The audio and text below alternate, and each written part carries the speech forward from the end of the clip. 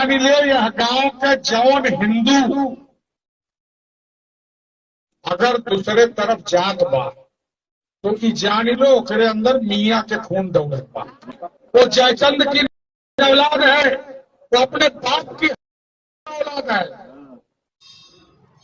उत्तर प्रदेश का चुनाव जैसे जैसे आगे बढ़ता जा रहा है वैसे वैसे ही प्रदेश की सरकार और भारतीय जनता पार्टी का राष्ट्रीय व उत्तर प्रदेश का नेतृत्व हाँफने लगा है।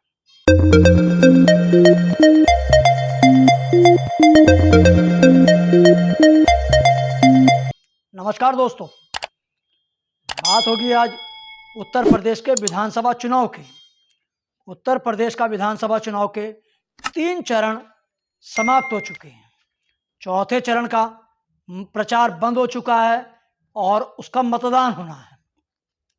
पहले चरण से ही अगर देखा जाए तो विपक्ष भारी पड़ता जा रहा है। पहले चरण में भारतीय जनता पार्टी की प्रदेश सरकार को उम्मीद थी कि किसान आंदोलन असर नहीं दिखाएगा, लेकिन उसके आंकड़ों से, उसके आकलन से ज़्यादा असर हुआ। फिर दूसरे चरण में उम्मीद थी कि कुछ कम असर रहेगा, लेकिन वो भी पासा उल्टा पड़ गया। वहीं पर भाजपा के प्रदेश और राष्ट्रीय नेतृत्व को उम्मीद थी कि तीसरे चरण में उनको जो 2 चरणों में नुकसान हुआ है उसकी भरपाई हो जाएगी, लेकिन तीसरे चरण में भी पिक्चर पलट गई। अब चौथे चरण की बारी है। प्रथम चरण से लेकर तीसरे चरण तक पग पग पग, जैसे कहते हैं 2.5 कोस पर भाषा बदलती है। हर 2.5 किलोमीटर के बाद, 25 किलोमीटर के बाद पानी का रंग बदलता है, स्वाद बदलता है। उसी तरीके से भारतीय जनता पार्टी के नेताओं की भाषा बदल रही है। प्रथम चरण में गन्ना जिन्ना था, दूसरे चरण में हिंदू मुसलमान था, तीसरे चरण में यादव पट्टी थी, चौथे चरण में अगर देखा जाए तो अब नई तरीके से, नया हमलावर, नई नीति के साथ, नई रणनीति के साथ भाजपा के नेता हमला कर रहे हैं। अब एक ऐसा हमला हुआ है और ये हमला किया है डुमरियागंज से बीजेपी के प्रत्याशी हिंदू युवा वाहिनी के प्रदेश प्रभारी राघवेंद्र सिंह ने क्या बोला है, इसे तो आपको उसके वीडियो में भी सुनना होगा, वो पूरा भी सुनाया जाएगा। उसमें यह कहा है उन्होंने कि जिसने बीजेपी को वोट नहीं दिया उसके अंदर डैश डैश डैश खून है, वह गद्दार है और अपने बाप की डैश डैश डैश, और इसी के साथ कुछ अपशब्दों का भी प्रयोग किया है। उनको आप पहले जो है डुमरियागंज से भाजपा के प्रत्याशी ने क्या पूरा कहा है, एक छोटा सा वीडियो है, आप उसको सुनिए। ले यह गांव के जौन हिंदू अगर दूसरे तरफ जात बा तो ई जान लो ओकरे अंदर मियाँ के खून दौड़त बा। ठीक है ना? ठीक है। वो गद्दार है, वो जयचंद की औलाद है, वो अपने बाप की औलाद है। इतना अत्याचार होने के बाद भी हिंदू अगर दूसरे तरफ जाता है तो उसको सड़क पर मुंह दिखाने लायक नहीं रखना चाहिए। अच्छा ये बताओ, यह गांव क्या जयचंद है? क्या क्यों है? तेरी नाम नोट करके हमें बताया तो ठीक है। तरी हम बनवाई, तरी उनके रंगवा हम टेस्ट कराई, उनके खूनवा टेस्ट कराई कि ओरिजिनल हिंदू हो कि कोनो मियाँ का हो। भैया जयचंद लोग का तो आप जानते हो, का बताओ। नहीं तो तभी उनके डीएनए टेस्ट कराई, हाँ दिन गए। ठीक है। तो नमवा हमें बताए दियो बिहार, नोट करके धीरे से हम जाना बस क्यों नहीं जाना। मोनू चौधरी तरी तू एक गाँव आके जयचंदन के नहीं समझाए दो कि भाई ठीक कह लो ना, बड़ा निर्णय हुई है पेड़ाड़ी में, ठीक है ना? कलरबो नहीं और क्या है तुम्हारे साथ, ठीक है ना? कल परसों में आएगा तो देख के नहीं समझा दे सकता, नहीं तो हम पकड़ पकड़ कैसा पतवार पतवार कहाँ की है जयचंद है प्रणाली। ये तो एक भाजपा के प्रत्याशी का आपने बयान सुना है और ये सार्वजनिक रूप से एक जनसभा के दौरान दिया गया है।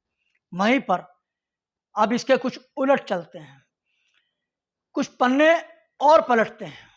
हमारे देश के प्रधान सेवक, मुखिया, प्रधानमंत्री श्री नरेंद्र मोदी जी 2013 में 2 करोड़ युवाओं को रोजगार देने की बात करते थे।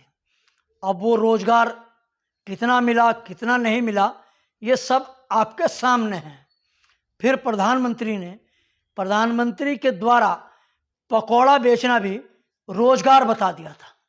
लेकिन उत्तर प्रदेश के चुनाव ने जैसे जैसे आगे बढ़ता जा रहा है, वहाँ पर एक छोटा जानवर की खेतों को चरने वाली बहुत बड़ी समस्या आ रही है। अब इस समस्या का निदान भी प्रधान सेवक ने ढूंढ लिया है। वो क्या सुना है? उन्होंने कहा कि पूर्वांचल में जो खेत को छूटा जानवर खा रहे हैं, उसकी पीड़ा को समझ रहे हैं। अब इन छूटा जानवरों को गोबर भी 10 मार्च के बाद एक रोजगार दिया जाएगा। उस गोबर से लोगों को रोजगार मिलेगा और कमाई होगी और छूटा जानवरों से भी निजात मिल जाएगी। प्रधानमंत्री ने ये छूटा जानवर पे, गोबर पर जो रोजगार बताया, उसका वीडियो भी आप थोड़ा सा सुन लीजिए। और दूध न देने वाले पशुओं का उनको गोबर बेच करके भी कमाई का एक नया विकल्प हम पूरे उत्तर प्रदेश में देने जा रहे हैं। बूढ़ा पशु भी किसान को, पशुपालक को आय कराएगा।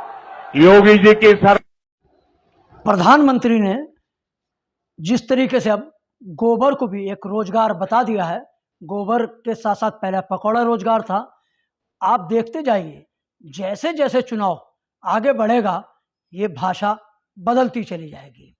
आपने देखा होगा कि जब क्रिकेट का मैच होता है और किसी बॉलर जब बॉल फेंकता है और बैट्समैन उसकी 4 गेंदों पर, 5 गेंदों पर लगातार चौके और छक्के मार देता है, तो उसकी दिशा और दशा बिगड़ जाती है, बॉलर बौखला जाता है। वही हाल भारतीय जनता पार्टी के प्रदेश और राष्ट्रीय नेतृत्व से लेकर संघ का भी हो रहा है।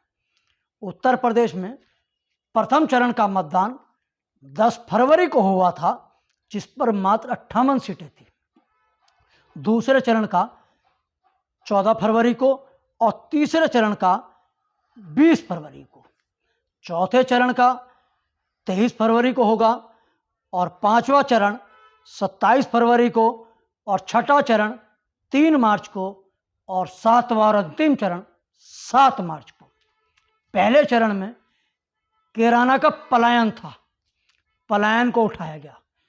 उससे पहले उसी दौरान मथुरा का मुद्दा भी उठाया गया। दूसरे चरण में हिंदू मुसलमान लाया गया। इसी बीच में कर्नाटक से हिजाब भी लाया गया। अब इसके बाद तीसरे चरण में यादव बेल्ट भी चलाया गया, यादव पट्टी भी चलाया गया। लेकिन तीनों चरण में कोई फार्मूला नहीं फिट हुआ। पहले चरण का नुकसान हुआ, दूसरे चरण में हुआ, तो भाजपा को पूरी उम्मीद थी कि तीसरे चरण में इस नुकसान की भरपाई हो जाएगी। लेकिन तीसरा चरण भी भारतीय जनता पार्टी के हाथ से निकल गया। चौथा चरण, जिसमें लखनऊ भी है और लखीमपुर खीरी भी है। लखीमपुर में तो प्रधानमंत्री अपनी जनसभा तक नहीं कर पाए। प्रधानमंत्री को जनसभा करनी थी, इंटेलिजेंस ब्यूरो और एलआईयू ने रिपोर्ट दी कि लखीमपुर में अगर प्रधानमंत्री जनसभा करेंगे तो किसान उनका जमकर विरोध करेंगे। यह लखीमपुर वही है जहां पर गृह राज्य मंत्री के बेटे के द्वारा किसानों को आंदोलन के दौरान गाड़ी से कुचल दिया गया। और आज किसानों को कुचलने वाला गृह राज्य मंत्री का बेटा जेल से 4 महीने बाद बाहर भी आ गया है। वहीं कुछ किसान आज भी जेल के अंदर हैं, जिसमें भाजपा कार्यकर्ता। किसानों के विरोध को देखते हुए प्रधानमंत्री लखीमपुर खीरी में हिम्मत नहीं जुटा पाए कि वहाँ रैली कर लें। हाँ, योगी आदित्यनाथ जी उत्तर प्रदेश के मुख्यमंत्री जरूर एक जनसभा को कर पाए हैं। वहीं पर गृह राज्य मंत्री रोड शो करना चाहते थे, लेकिन वो रोड शो भी करने की हिम्मत नहीं जुटा पाए। चौथे चरण से जो संकेत मिल रहे हैं वो संकेत इस तरीके के हैं कि यहाँ भी कुछ भाजपा के गढ़ को छोड़ दें तो वहाँ पर भी नुकसान होगा, और 5वां और 6वां और 7वां चरण तो भाजपा के कब्जे से बाहर ही नजर आ रहा है। तो कुल मिलाकर पग जो कहते हैं ना 2.5 कोस पर भाषा बदले, पानी बदले, 25 किलोमीटर पर उसका स्वाद बदले, वही हाल भारतीय जनता पार्टी का होता जा रहा है। जैसे जैसे चुनाव बढ़ता जा रहा है वैसे वैसे ही भारतीय जनता पार्टी के राष्ट्रीय नेतृत्व की दिशा और दशा बिगड़ती जा रही है। उनकी भाषा का संयम खोता जा रहा है। कहीं पर प्रधानमंत्री जो हैं आतंकवाद से, बमों से साइकिल को जोड़ देते हैं, तो ये भाषा और दिशा और दशा का बदलना है।